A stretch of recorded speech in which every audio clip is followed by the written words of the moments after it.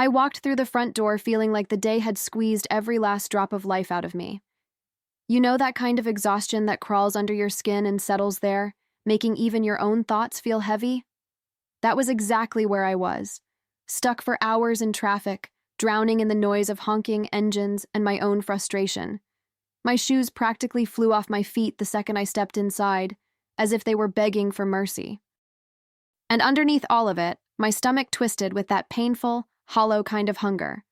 All I wanted was something simple, something warm, something that felt like comfort. Cooking wasn't even an option. I didn't have the strength to lift a pan, let alone stand in front of a stove. So pizza felt like salvation. My own phone was dead and charging in the bedroom, so I reached for Thomas's on the coffee table without a second thought. The way you do when trust feels so normal it becomes invisible. Funny how we never notice the cracks until the whole floor starts shaking. I just needed to make a quick call. That's all. Nothing dramatic. Nothing life-changing. At least, that's what I believed in that innocent, quiet moment. But the second I started dialing, his screen lit up, bright enough to punch through the dim room. The name Medico popped up, and I froze mid-breath. Thomas never mentioned a doctor, not an appointment, not a checkup, nothing. The ringtone vibrated through my hand like a warning I didn't know how to read yet. For a moment, I just stared at it, feeling a strange pressure build in my chest, that instinctive whisper telling you something is wrong before your mind can catch up. And right there, holding that ringing phone, I felt the night shift around me. I answered the call because I thought it might be something urgent, something serious, something a wife should know. But the moment I put the phone to my ear, a woman's voice slipped through, soft, intimate, the kind of tone you use when you're speaking to someone who's yours. "Hi, love. Are we still meeting this week?" she said, like it was the most natural thing in the world. My whole body went still, like someone had cut the wires inside me. For a second, I honestly thought I'd misheard her. My heart thudded in my ears so loudly I could barely trust my own breath. "What did you say?" I managed, though my voice came out thin, almost foreign. She giggled, an actual giggle, and asked if I was around. She called him baby. Baby. That word slid under my skin like a blade. I felt something crack inside me, a soundless break that sent heat rushing up my neck. "This is the wife," I said, my voice trembling with a rage I hadn't felt in years. There was a sharp gasp. Then the line went dead, leaving me holding the phone like it was burning my hand. For a moment, I couldn't move. I just stared at my reflection in the black screen, as if I needed to confirm I was still real. Then everything inside me erupted at once. My pulse hammered, my vision blurred at the edges, and the room felt too small to hold the storm rising in my chest. I didn't even realize I'd started shouting until I heard my own voice bouncing off the walls, calling Thomas's name like a warning siren. I stormed toward the bedroom, each step powered by betrayal and disbelief. My hands shook, my breath came in sharp bursts, and the only thing I could think was, how long has he been lying to me? I didn't have the answer yet, but I was about to rip it out of him. I found Thomas in the bedroom, calmly folding laundry like the world was perfectly intact. That sight alone sent a fresh wave of disbelief crashing over me. How could he move so casually while my entire reality had just been set on fire? My heart was pounding so hard it almost drowned out my own voice, but I forced the words out anyway. I needed him to look at me. I needed him to see the damage in my eyes, even if he pretended not to understand it yet. Betrayal has a strange way of sharpening everything. The air, the light, even the colors in the room seemed too bright. When he finally turned toward me, I felt my anger and heartbreak collide in my chest. I demanded answers, raw, messy, unfiltered. The kind that come from a place you didn't even know existed until someone tore something sacred apart. He stared at me with confusion that felt almost theatrical, like he was flipping through a script he hadn't rehearsed well enough. A part of me hoped desperately that this was some misunderstanding, some ridiculous mix-up. But deep down, a heavier, older part of me knew better. My instincts had been whispering for months. I just hadn't wanted to listen. As I stood there, chest tight, hands shaking, I realized I was standing at the edge of something life-altering, the kind of cliff you don't climb back up once you fall. And even though I didn't know the full truth yet, I could feel it circling me like a shadow waiting to reveal its shape. I didn't know that in the next moments, the ground I was standing on would give way completely. I didn't know how deep the betrayal really ran, but I could sense it, and it was enough to steal the breath from my lungs as the night prepared to break open.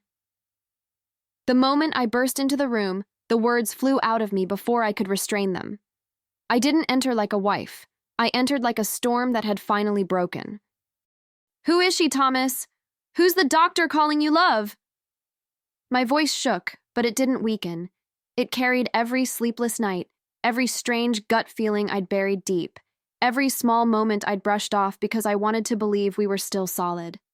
He turned toward me slowly, his face twisted in confusion that felt too clean, too practiced. And something inside me recoiled, because innocence shouldn't look rehearsed. He told me to calm down, and hearing those words, those infuriating, dismissive words, ignited something fierce in me.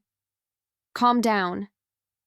As if my heart wasn't still pounding from that woman's voice in my ear, as if the ground under my feet weren't splitting open. I shouted back, refusing to shrink for his comfort, refusing to swallow my rage. He went quiet then, but not the way I expected. It wasn't guilt. It wasn't fear. It was something heavier, something that looked a lot like dread. For a moment, I could see him drift away inside his own head, preparing for an inevitable blow. Then he sighed, slow, defeated, like a man finally giving up a secret he'd dragged for miles. I could feel the air tighten between us, thick enough to choke on.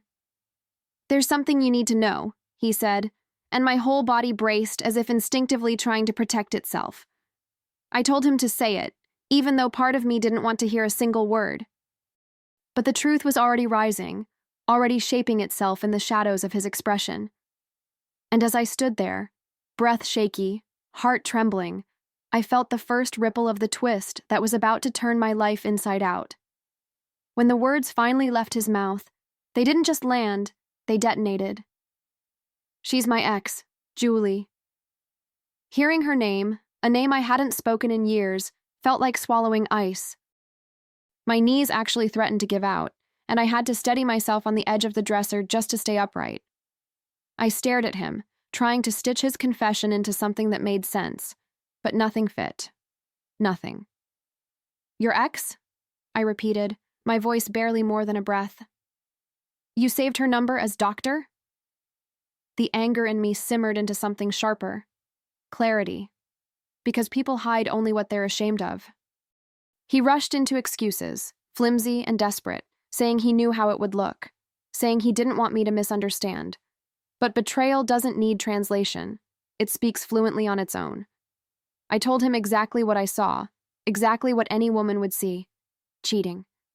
He opened his mouth again, and this time his whole body deflated before the words escaped him. "Julie is pregnant," he said. The room tilted. The air thinned. It felt like someone had reached into my chest and pulled everything out in one motion. I couldn't even speak. My silence wasn't calm. It was shock in its purest form.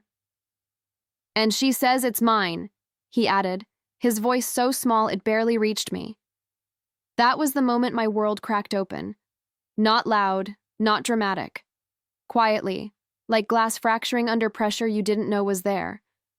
My heartbeat echoed in my ears, drowning everything else. I remember blinking, just blinking, trying to focus on one object in the room so I wouldn't collapse.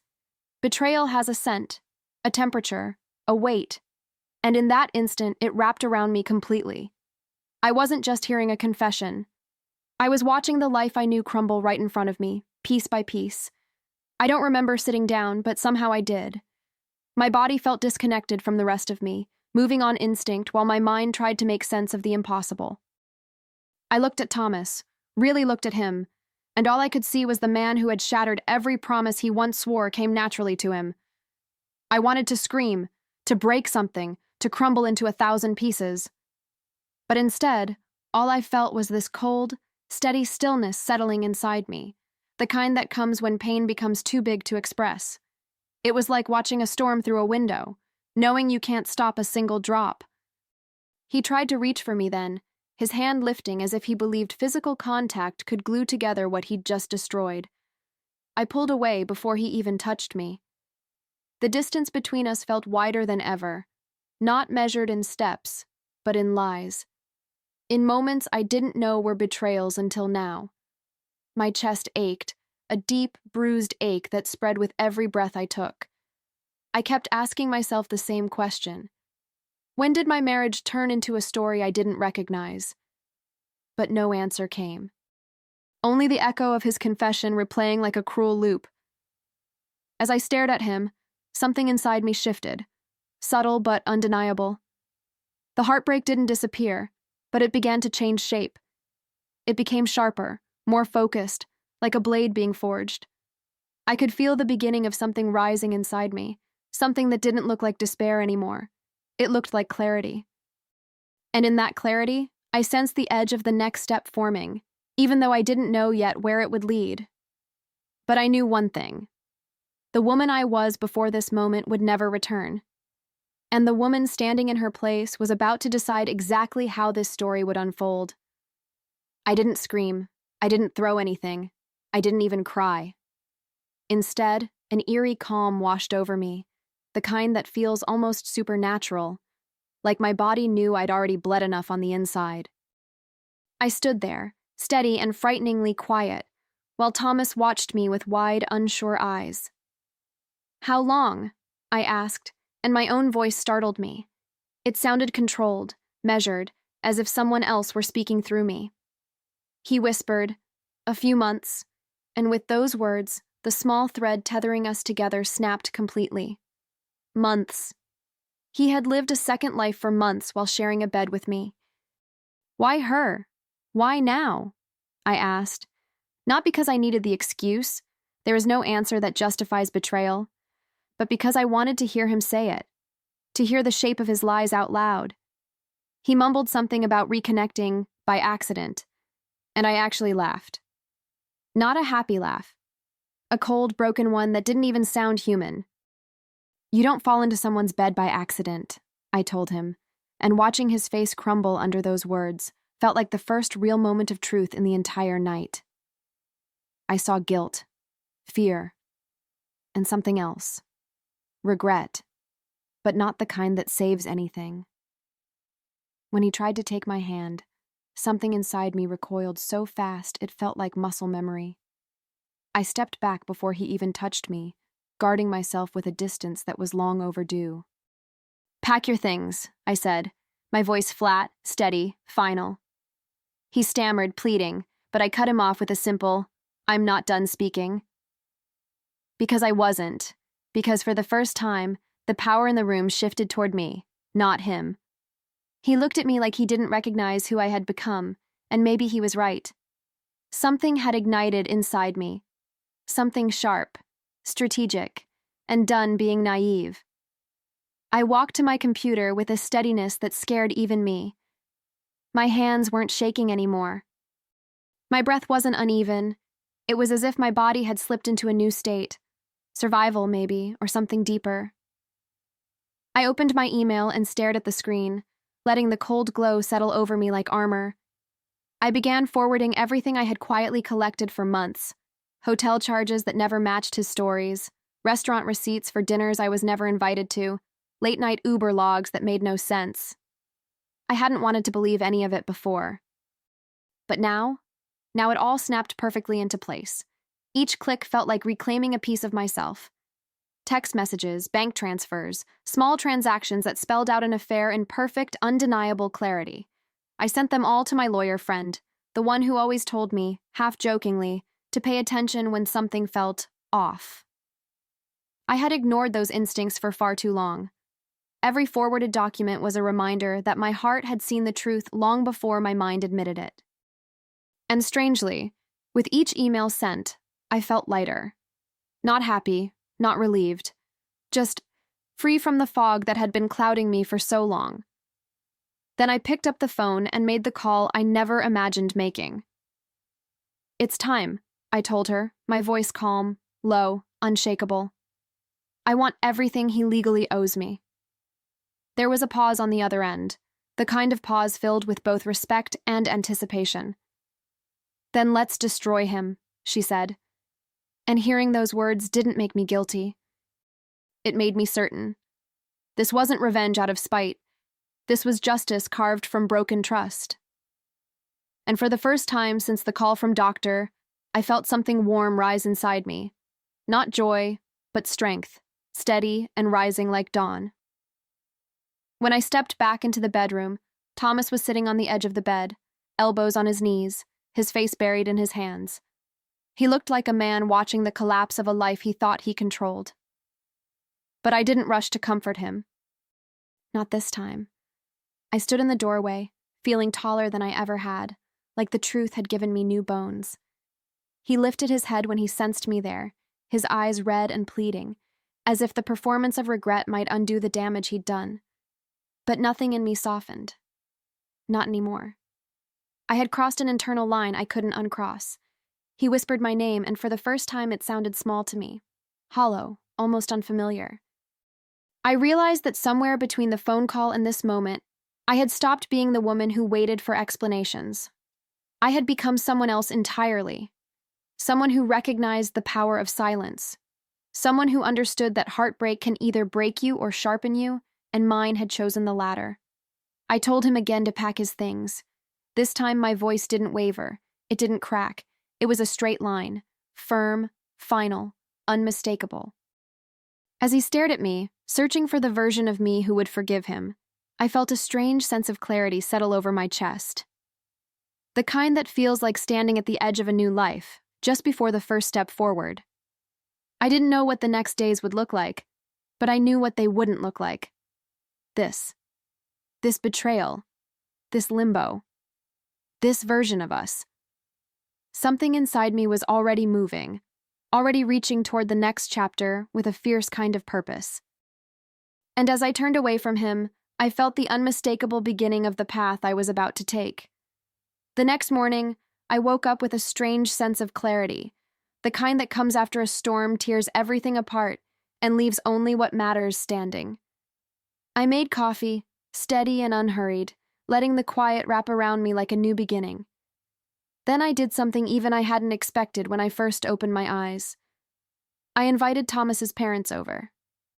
My voice on the phone was sweet, polite, perfectly composed, the kind of tone that makes people think everything is normal. But inside me, something sharper was moving with intention, guiding every choice I made. When they arrived, they greeted me with warm smiles, unaware that the truth was about to land between us like a lightning strike. I led them into the living room, offering coffee, making soft conversation, all while Thomas hovered nearby looking pale and uneasy.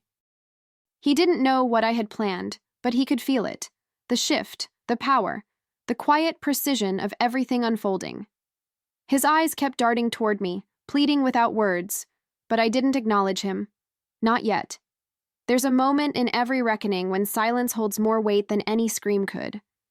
Then, with the gentleness of someone sharing family photos, I set my laptop on the table and pressed play.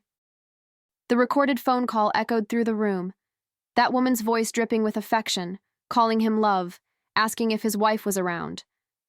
Thomas's mother gasped, her hand flying to her mouth, while his father's face hardened like stone. I watched them absorb the truth, each second tightening the knot of consequences around Thomas's neck. And for the first time since this nightmare began, I felt a quiet satisfaction bloom inside me. Not revenge exactly, but justice making itself known. Thomas tried to speak, but his voice wavered, cracking under the weight of the evidence laid out in front of his parents. Before he could form a single excuse, I projected the next piece. Screenshots of messages, the ones dripping with affection and plans and lies he thought would stay hidden. His mother's trembling voice filled the room. "Thomas, tell me this isn't true." She looked at him the way a mother looks at a stranger wearing her son's face. And in that moment, I felt something unexpected. Not sympathy, but validation. Because betrayal doesn't just break a wife, it collapses an entire circle of trust. His father stood abruptly, the chair scraping across the floor, sharp and accusing. He stared at Thomas with eyes full of disappointment, the kind that bruises more deeply than anger ever could. "You humiliated your wife, your mother, this family," he said, each word hitting harder than the last. Thomas kept shaking his head, mumbling, reaching for explanations that evaporated before they left his mouth. And all I did was stand there, calm, steady, unmovable, the woman he had underestimated one time too many. Every piece of truth I revealed tightened the noose of his own choices, and he knew it. Then I delivered the final blow. The pregnancy, the texts about appointments, the bank transfers labeled as help, the ultrasound photo he had pretended never existed. His mother broke down. His father looked at him as if he didn't know him at all. And Thomas? He just stood there, hollow, stripped of every lie he'd once wrapped himself in. That was when I placed the divorce papers on the table, sliding them toward him like an overdue bill. "Sign them," I said quietly, "or I'll take this to court, and everyone will know." For a moment, he hesitated, but only for a moment, because even he could see his empire of lies had nowhere left to stand. Thomas's hands trembled as he picked up the pen. I watched him, steady and unflinching, while his parents stared at him like he was a stranger they'd never invited into their lives. The silence in the room was heavy, almost suffocating, broken only by the faint scratch of the pen moving across paper. That sound felt like closure, sharp, deliberate, final. He didn't look at me while he signed. He couldn't. And honestly, I didn't want him to. I wanted him to feel every ounce of the collapse he had built with his own bare hands. When he pushed the papers toward me, his eyes glistened, the kind of shine a man gets when he realizes he's lost something he assumed would always be there. But I didn't take the bait of softening. Betrayal doesn't earn compassion. Truth doesn't require patience. I simply gathered the documents, placed them neatly in a folder, and thanked his parents for coming, with the same polite tone I'd use after any ordinary family visit. His mother wiped her eyes. His father squeezed my shoulder, a silent apology that wasn't his to give, but that landed gently anyway. I appreciated it more than I expected. As for Thomas, he lingered near the doorway, trying to form words, trying to reach for the version of me that would have comforted him once. But that woman was gone, burned away by the truth he'd forced me to confront. I walked past him without a second glance, feeling lighter, as if shedding his lies had freed something deep inside me. And even though the chapter wasn't fully closed yet, I could feel its ending approaching, a quiet shift in the air hinting at the final step I still had to take before I stepped into the life that waited on the other side. I moved into my new apartment with nothing but a few boxes, a rented couch, and a version of myself I was still getting to know. The place was small, quiet, almost too quiet at first, but it felt like mine in a way our old house never truly had. I remember standing in the middle of the living room on my first night there, listening to the hum of the refrigerator, and realizing that silence, when it isn't filled with lies, can actually feel like peace. I breathed in slowly, letting the stillness settle over me like a warm blanket. For the first time in months, maybe years, I felt safe inside my own life. Days passed, and I started creating little routines: morning coffee by the window, evening walks around the block, long showers where I let the steam wash away the last traces of who I used to be. Healing didn't look dramatic. It looked ordinary. It looked like breathing without waiting for the next disappointment. I learned how to fill the space with my own presence, how to enjoy the solitude instead of fearing it. Every room in that apartment held a new beginning, and I walked through each one slowly, touching the walls, grounding myself in the promise of freedom. Then one evening, as I lit a candle and settled into the couch with a blanket wrapped around my shoulders, there was a knock on the door. A single, hesitant knock that cut through the calm I'd been nurturing. My heart didn't panic, but it did tighten, because some knocks don't need names to reveal the person behind them. I opened the door, and there he was, Thomas, disheveled, eyes swollen, standing in the hallway like a man who finally realized the cost of his own destruction. And in that moment, I understood that the final closure I needed wasn't behind me yet. It was standing right there, waiting to be delivered. He didn't speak at first. He just stood there with tears streaking down his face, the same face I once trusted more than anything. "Pamela, please," he finally whispered, his voice cracking like brittle glass. There was a time when that sound would have undone me, but now it barely stirred the air around us. I leaned against the doorframe, steady and unmoved, watching him struggle to form the words he'd rehearsed all the way over. "I made a terrible mistake," he said, choking on regret. "But betrayal isn't a mistake. It's a decision, a series of them, and I wanted him to feel the weight of every single one." He kept talking, desperate, unraveling in front of me. He said he missed me, said Julie was only after money, said everything had gotten out of control. His excuses piled up at my feet like discarded promises, and none of them reached me. "Not my problem," I told him, my voice calm enough to startle even myself. Because it wasn't. Not anymore. His chaos wasn't mine to manage. His choices weren't mine to heal. He looked at me like he was seeing this truth for the first time, like he finally understood what losing me actually meant. Not noise, not drama, but silence. A door he couldn't reopen. "Please forgive me," he said, and those 3 words floated in the air between us like smoke. Thin, fading, meaningless. I took a breath, feeling the strength I'd been building rise in my chest like a wave. Forgiveness wasn't mine to give, not to him, not for this. "I don't forgive trash," I said, meeting his eyes without flinching. His face crumpled, fully, painfully, and I let him stand in that moment, in the reality he created. Then I stepped back and closed the door. No slam, no theatrics, just a soft click, sealing my freedom on the right side of the frame and leaving his consequences on the other. The moment the door latched, a quiet settled over me, not empty, not lonely, but whole. I stood there for a beat, my hand still resting on the doorknob, feeling the echo of the choice I had just made. It wasn't the door closing on him that mattered, it was the door opening back to myself. I walked into the living room, the soft glow of my candle flickering like it understood what had just shifted inside me. I sank into the couch, pulling the blanket over my legs, and let out a deep breath that felt like it had been trapped in my body for years. A breath that tasted like freedom. For the first time in so long, I caught my reflection in the dark window and didn't see the woman who had been shrinking to hold a marriage together. I saw someone standing back up, someone rebuilding, someone who had been pushed to the edge and decided not to fall, but to step into her own life with both feet. My smile came slowly, hesitant at first, then real, warm, steady. I realized I wasn't smiling because Thomas was gone. I was smiling because I was finally back. And that feeling wrapped around me like a quiet victory song only I could hear.